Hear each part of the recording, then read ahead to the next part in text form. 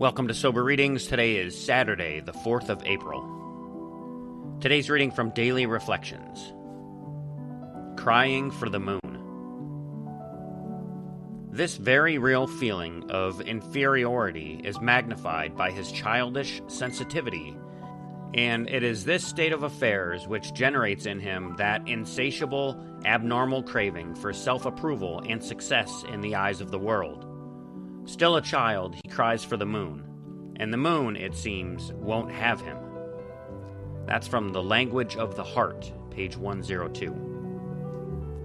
While drinking, I seemed to vacillate between feeling totally invisible and believing I was the center of the universe. Searching for that elusive balance between the two has become a major part of my recovery. The moon I constantly cried for is, in sobriety, rarely full. It shows me instead its many other phases, and there are lessons in them all. True learning has often followed an eclipse, a time of darkness, but with each cycle of my recovery, the light grows stronger and my vision is clearer. The reading today from 24 Hours. April 4, AA Thought for the Day. When I came into AA, I found men and women who had been through the same things I had been through. But now, they were thinking more about how they could help others than they were about themselves. They were a lot more unselfish than I ever was. By coming to meetings and associating with them, I began to think a little less about myself and a little more about other people. I also learned that I didn't have to depend on myself alone to get out of the mess I was in. I could get a greater strength than my own. So ask yourself, am I now depending less on myself and more on God? The meditation for the day. No man can help unless he understands the man he is trying to help. To understand the problems and the temptations of your fellow man, you must have been through them yourself. You must do all you can to understand your fellow man. You must study his background, his likes and dislikes, his reactions and his prejudices. When you see his weaknesses, do not confront him with them. Share your own weaknesses, sins, and temptations, and let him get his own convictions. The prayer for the day. I pray that I may serve as a channel for God's power to come into other men's lives. I pray that I may try to understand my fellow men. And today's final reading is from As Bill Sees It, and today we're reading from page 268, Those Other People. Just like you, I have often thought myself a victim of what other people say and do. Yet, every time I confessed the sins of such people, especially those whose sins did not correspond exactly with my own, I found that I only increased the total damage.